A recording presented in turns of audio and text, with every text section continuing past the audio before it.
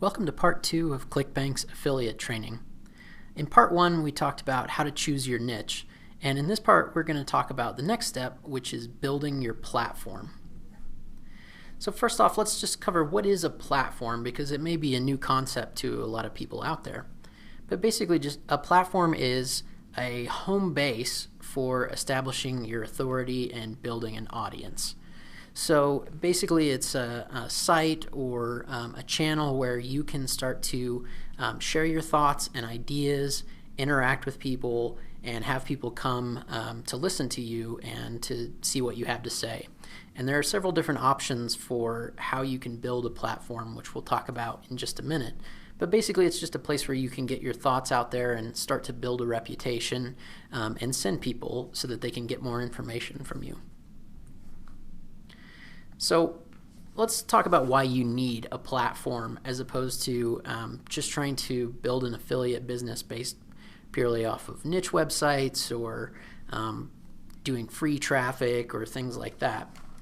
And there are 3 really good reasons for why you want to build a platform. One of them is to have control of your brand and of your business. If you rely completely on third-party sources for getting traffic and for sending affiliate promotions, those can be taken away from you at any minute.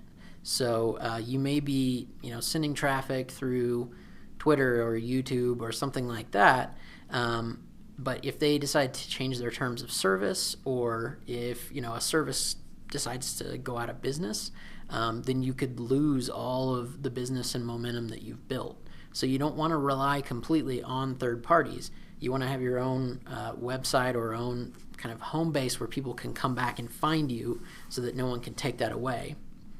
It's just a much better long-term play and long-term business strategy than relying entirely on outside parties. The second is trust and reputation. If you have a home base where people can come and find you and it looks reputable, and you have content and you've given people a reason why they should view you as an authority and an expert, then they're going to trust you and trust your recommendations a lot more. They're more likely to click your affiliate links or take your referrals seriously and actually check out the product and buy. And then finally, it's really the easiest path to success. Selling through your own platform or as an affiliate, pre-selling, it's going to be so much easier than trying to get people to click on your links and buy if they don't have a reason to trust you, don't have a reason to view you as an expert, and you're trying to just interrupt their attention and grab their attention for a second. It's going to be much better if they're already looking to you as a resource and they see you as reputable. So there are a bunch of different kinds of platforms that you can build. The first one is building your own blog on WordPress, and we'll talk about this a little bit later, but basically on your own self-hosted WordPress. So having your own website. You could do it building a platform on Facebook, on a fan page or something like that. You can have a YouTube channel, and that's a great way to build an audience. Obviously these are third-party options, but they can be used to complement your main platform, which we'll talk about in a second. Twitter is a good option. The purple square you see there is the icon for podcasts, so you can build a great platform through podcasting. Or you could potentially build a forum and build a platform that way. What we recommend is to take a blog and make that the centerpiece of your platform. So you always want to have your own website, like I talked about earlier, to send people back to. And there are several other good reasons for that, which we'll cover in a little bit. But the best way really is to build multiple platforms and multiple different channels and let them support each other. So if you have a blog, link to Facebook, link to your YouTube channel. If you have a YouTube channel, send people back to your website. So make them support each other. Don't just pick one. Now, one note I want to make about that is you don't have to do all of these, and in fact, I wouldn't recommend doing all of these for most people until you've really started building out and you have plenty of bandwidth to work on them. You'd be better off building a blog and then maybe picking 1 or 2 of these extra platform channels to build off of. So have a blog and a YouTube channel, or have a blog and a Facebook fan page where people can come and find you and interact with you, rather than trying to do all of them and not dedicating the proper amount of time and resources to any of them. So now we're going to talk about 4 key steps in platform building. So the first one is to create a brand. When you're building your platform, you really want to put some thought into what type of brand it's going to be and how you're going to present it to people. So one option is a personal brand. So some examples are Gary Vaynerchuk, who's huge in the social media and entrepreneurism space, Seth Godin, who's a really famous marketer, and Jillian Michaels, who's a very famous health and fitness person. She's a personal trainer.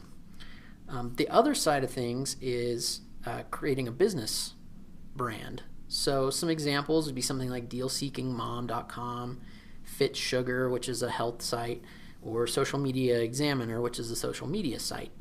So it's basically, do you want your name on it, or do you want it to be more of a, sort of anonymous company? And there are advantages to both.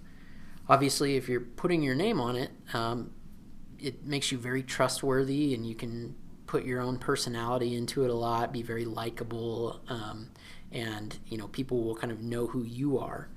The disadvantage to that is that you would have a hard time ever selling off the brand or kind of removing yourself from it. It's very much tied to you, so you need to make sure that it's something you want to stick with long term, because otherwise, without you, the brand won't really function. With business brands, it's much easier to sell those off or to bring in other people to help you with them, like guest authors or things like that. But it doesn't have a face to it necessarily, so it can be a little bit harder to build it up and become likable and trustworthy and things if you're not putting your own face and name on it. So think about that when you're deciding how to create your brand. Also think about things like, what style of brand do you want? Is it going to be fun? Is it going to be serious and business-like? Are you going to position yourself as the expert? Or are you going to position yourself as somebody who's investigating and learning about a topic and sharing what you learn as you go? So there are a lot of different directions you could go with the brand. The second step to building your platform is to get a domain name and to get web hosting. You are going to want to host your own website.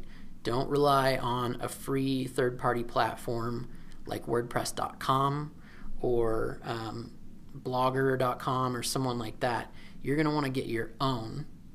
So buy a domain name.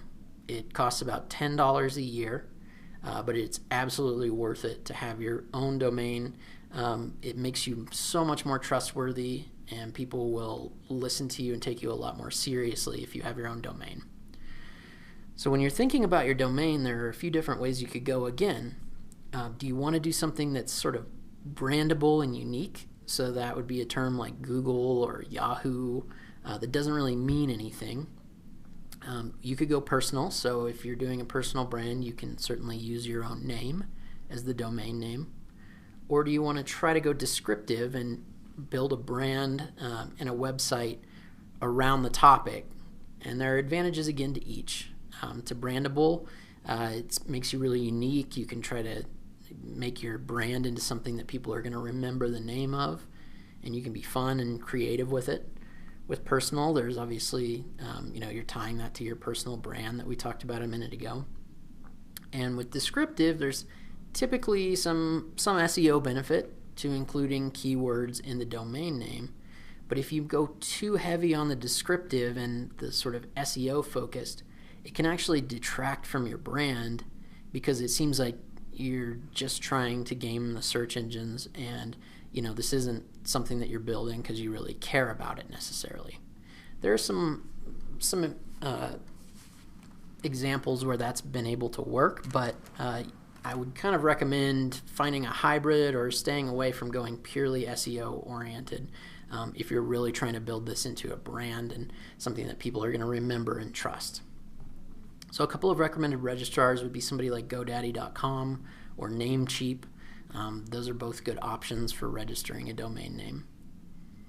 For web hosting, You can get a pretty inexpensive plan, and I certainly recommend paying for web hosting.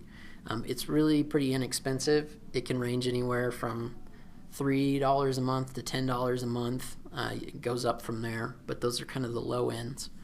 If you go with the least expensive option, usually you can just host one website on it, and there are probably going to be some other limitations. If you go for the next level up, you're going to be able to host multiple domains on your web host. So that can be good if you're building out multiple different websites or think you might. And you can typically upgrade to a higher level plan if you need to with no issue. So if you're just starting out to build one website, you can go with the cheapest hosting and then go up from there. So some recommended hosts would be somebody like HostGator.com, Bluehost. I don't typically recommend GoDaddy for web hosting just because for some reason with WordPress it tends to run really slowly. So I don't usually recommend them to people who are wanting to run a blog on their website. So then step 3 is to go ahead and create your blog. So really what you want to do is use WordPress, and this is the self-hosted version of WordPress, not WordPress.com. So if you are very technical and want to do it yourself, you can download it from wordpress.org and then upload it. But most of the web hosts and all the ones that I mentioned in the last screen have quick install processes where you can upload WordPress onto your domain name in a matter of seconds. It's really easy to do. It doesn't require being technical. So that's the best way to go, is to just tell them that you want to install WordPress, and they can walk you through the process of how to do that. And it just takes a minute. And it's free. So that's another great reason to use WordPress as your platform. And then the next step is you want to get a unique theme. There are a lot of great free WordPress themes out there. So if you don't have a lot of money to spend, you can certainly look around for free themes. However, be aware that because it's free, your website is probably going to look like hundreds of other people's out there, if not thousands of other people. So the other way you can go is to buy what's called a premium WordPress theme. And these range anywhere from $30 to $100 or $150. But there are going to be way less people that have the same theme as you. They typically come with a lot of features and usability stuff built into it to make it easier to make a really nice looking website. So some of the options for that would be elegant themes, Woo themes, Studio Press, which is created by the people who run Copyblogger. Theme Forest is another one that's not listed on here. So those are all good options to go, and you can find really reasonably priced website or themes for WordPress that are going to make your site look great. And finally, step 4 is to build a mailing list from the start. This is one of the things that so many affiliates don't do because it costs a little bit of money and they aren't confident that they're going to be able to get people to opt into their mailing list, and it causes them to leave a lot of money on the table in the long run. So you want to give people a way to subscribe to your website, for you to be able to reach out and contact them when you have news or you want to promote products. Email works so much better than hoping that people are going to see a particular blog post that you put up, or posting on Facebook or Twitter where it can get lost in the stream of all the social media stuff people have going on. So you want to build a mailing list as quickly as you can because, as the old saying goes, the money is in the list. That's where you're going to be able to really effectively and easily communicate with people from your platform. So some of the options for mailing providers are Aweber, GetResponse, and iContact. Typically these are pretty inexpensive. The starter level is usually under $20 a month. Aweber, I know, does a $1 trial for the first month, so you can get it going and try it out and start building your list, and it's a really inexpensive way to do it. So, all in between a domain, a couple months of web hosting, and getting an email provider, you're going to be somewhere in the range of $50 to $100 most likely. So for getting a business, and especially a long-term business setup, that's really, really inexpensive. So that's it for this video. In the next video, we're going to talk about how to start growing your audience. So I will see you there.